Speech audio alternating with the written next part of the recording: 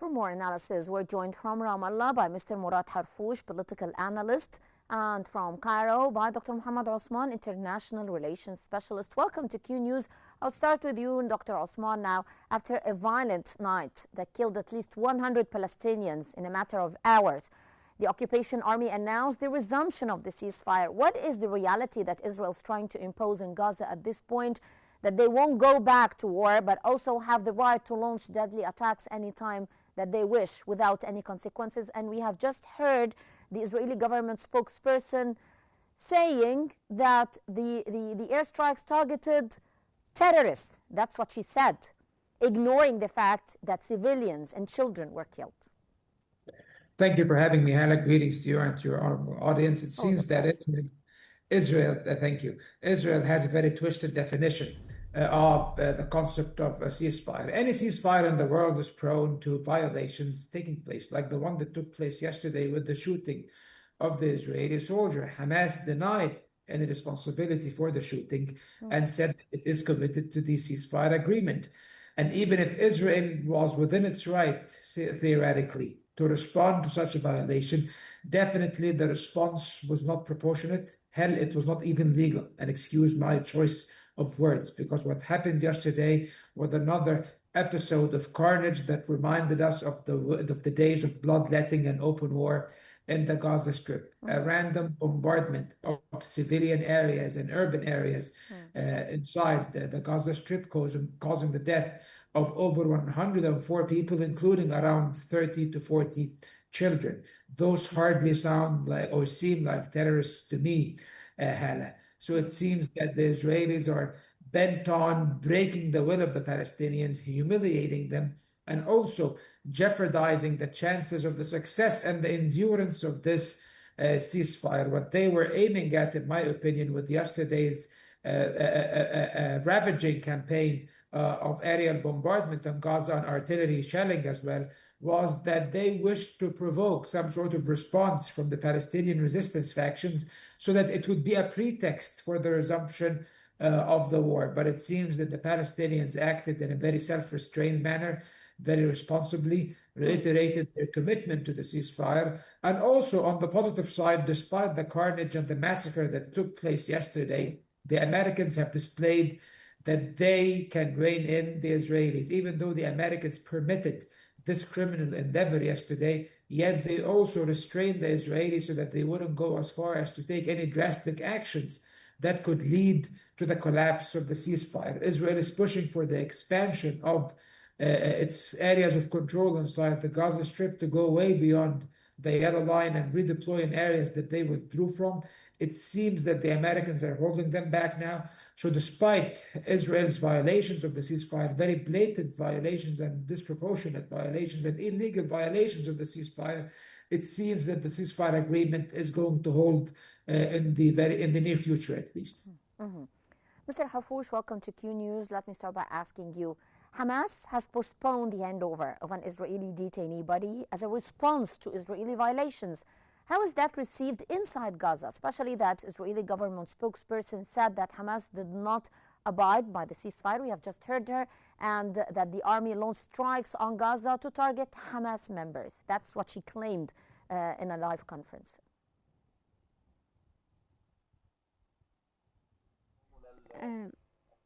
Good evening to you and to everyone who's watching and to your guests. I think that the Israeli administration statements that what they did yesterday, what the Israeli occupation forces did yesterday by targeting Hamas, they killed 100 civilians and 46 of them were children that were killed yesterday, and then also 20 Palestinian women.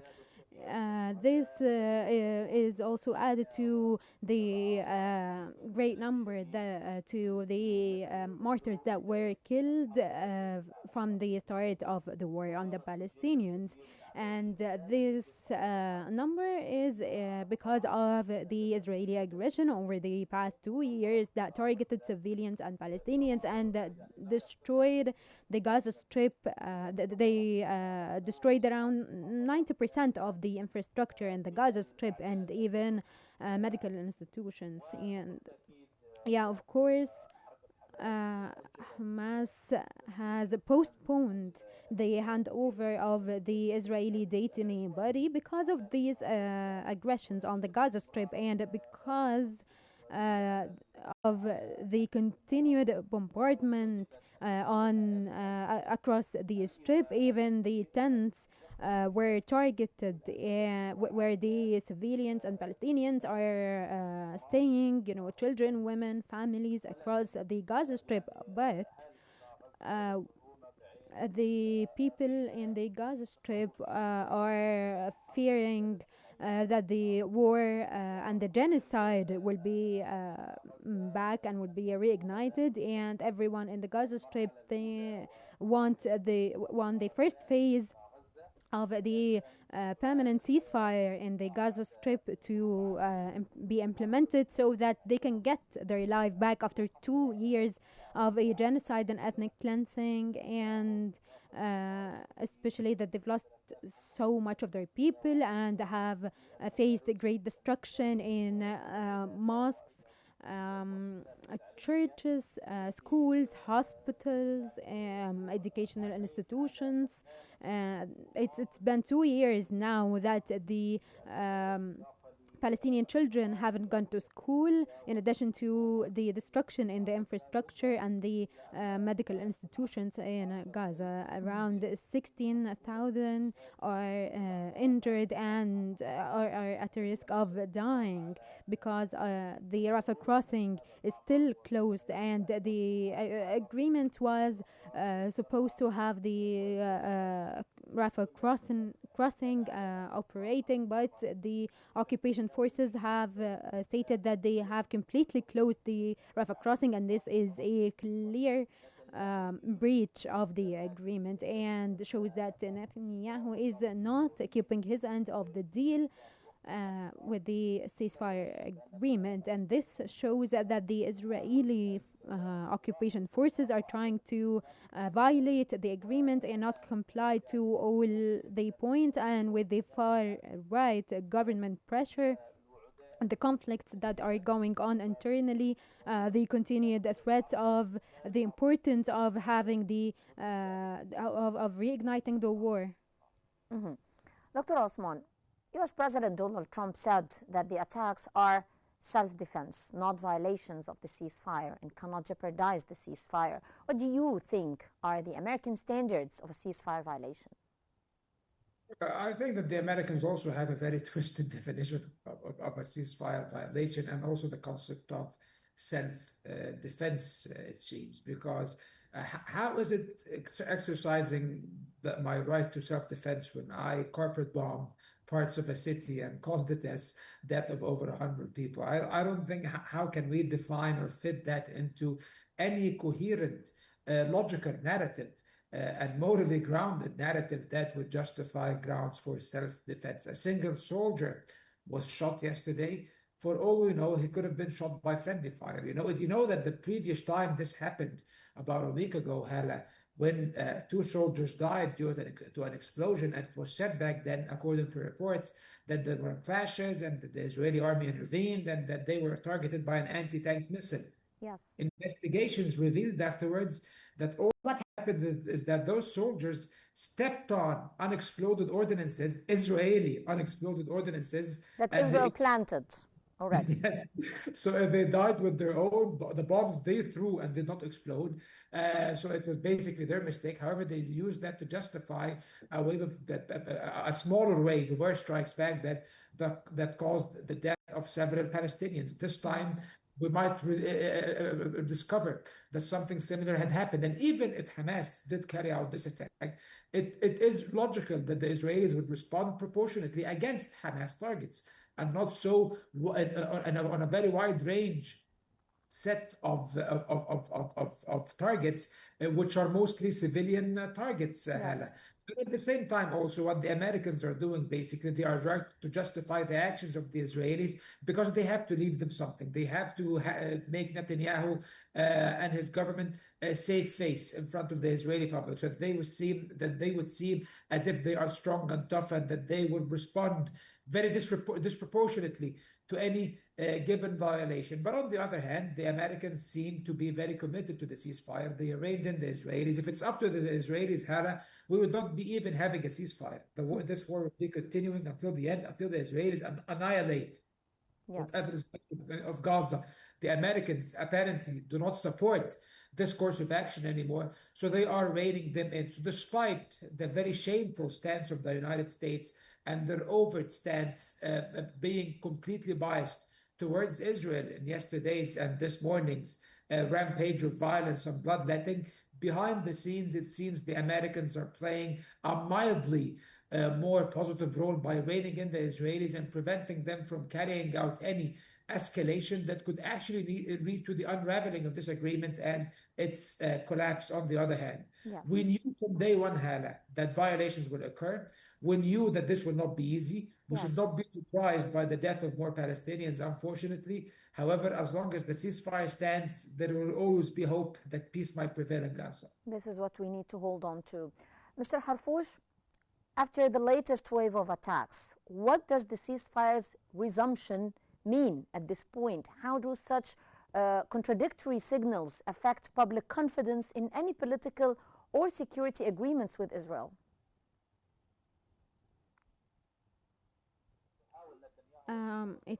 Without doubt, Israel and Netanyahu have the green light from the USA to impose reality and facts that have to do that when the Israeli government see that there is a violation from Hamas, that they have the right to respond. Using the pretext of Hamas stalling, handing over the detainee bodies, even though Hamas has talked during the negotiations of the ceasefire that wasn't in.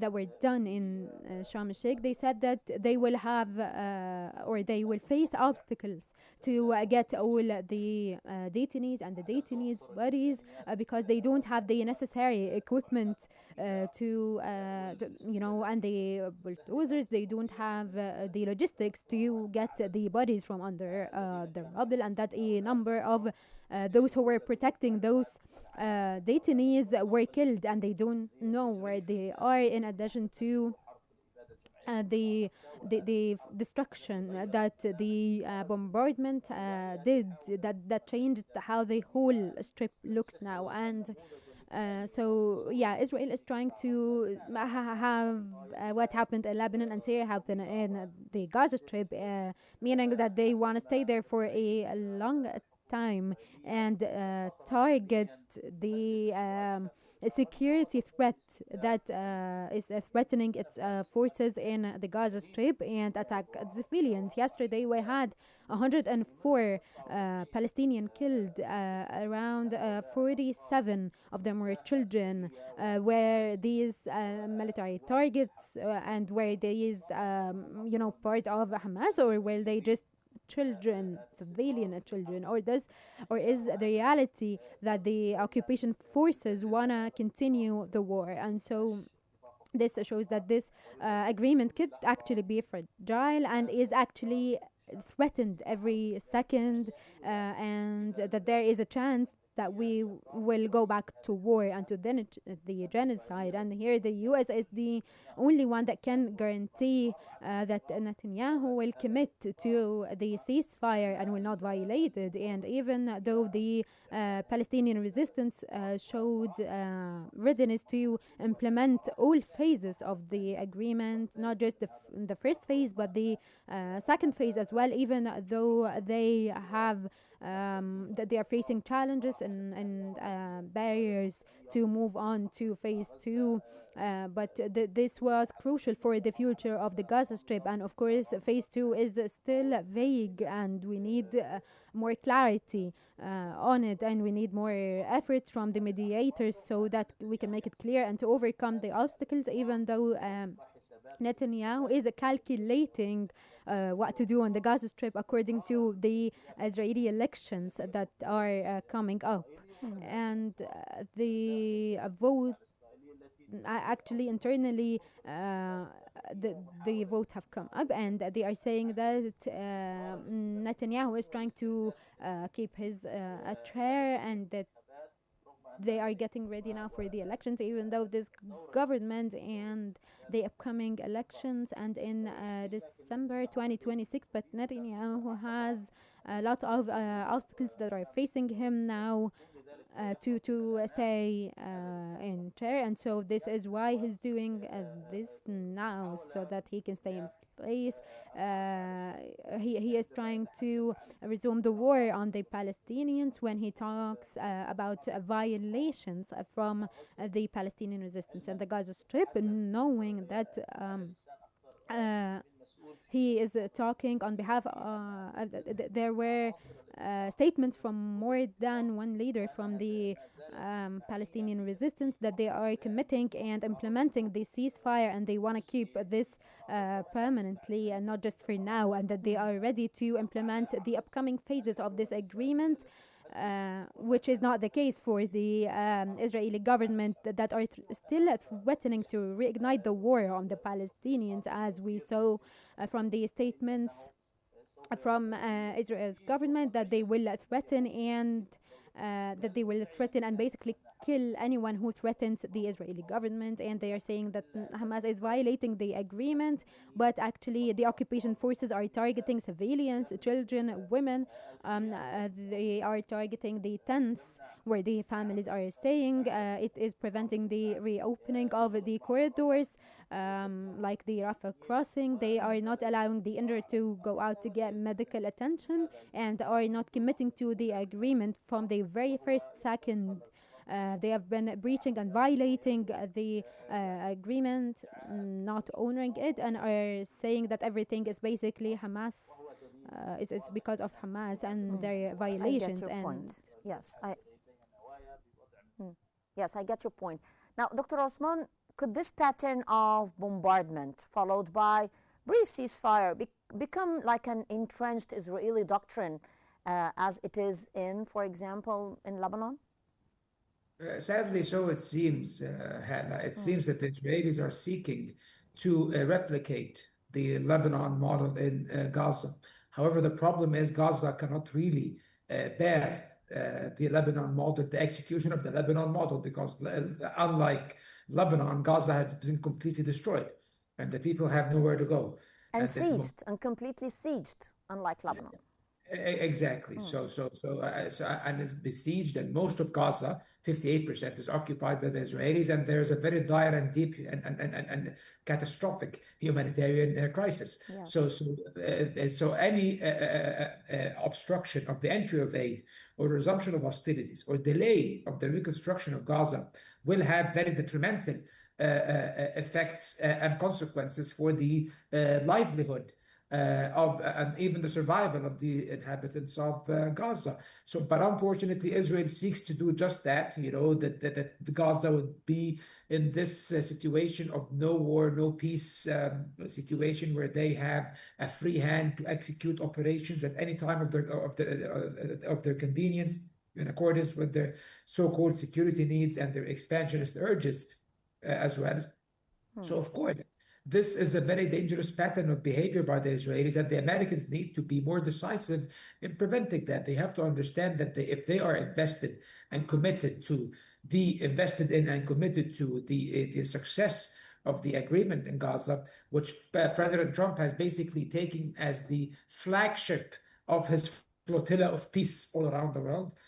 So I think that he should be very eager that this agreement should not fail. Because if it creates a situation where it becomes a farce, where it becomes a situation where the suffering of the Palestinian continues and the bloodletting and the bloodshed continues, it will devoid it of any actual meaning as a peace agreement. So I think that the Americans need to be more committed, and I think that the Arab mediators, including Egypt, of course, especially Egypt, will consult more vociferously with the Americans over the next few days in order to ensure that all the parties uphold and respect the ceasefire.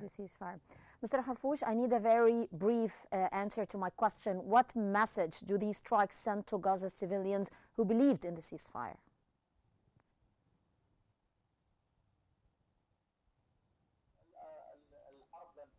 war isn't over, and the ceasefire is still fragile, and the occupation forces still want to keep up or keep the war going and target the civilians, and maybe they will not just stay in the Gaza Strip, they will go beyond that, and there are some talks in Israel saying that Netanyahu might have some military operations, not just in the Gaza Strip, but also in southern Lebanon. And this is a challenge here for the people in the Gaza Strip, because war is not over up till now, and the genocide is continued, and the Israeli plans, they are still trying to achieve their goals and their plans, and this agreement, even though we had guarantees from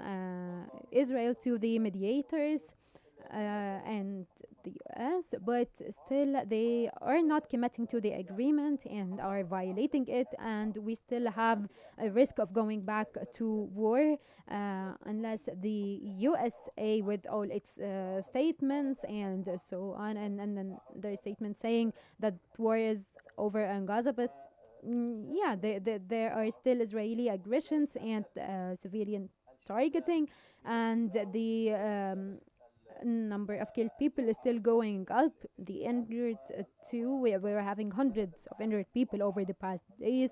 The corridors are still closed as well. We haven't started reconstruction, and the Israeli occupation forces haven't allowed the delivery of any equipment to start reconstruction in the Gaza Strip, or even to from the infrastructure that the Israeli forces have destroyed since the 7th of October 2023 up till the 10th of this ongoing month. I'd like to thank you so much, Mr. Murad Harfoush, political analyst. Thank you so much for being with us, as well as Dr. Muhammad Osman, international relations specialist. Always a pleasure having you both, gentlemen. Thank you for your valuable insights.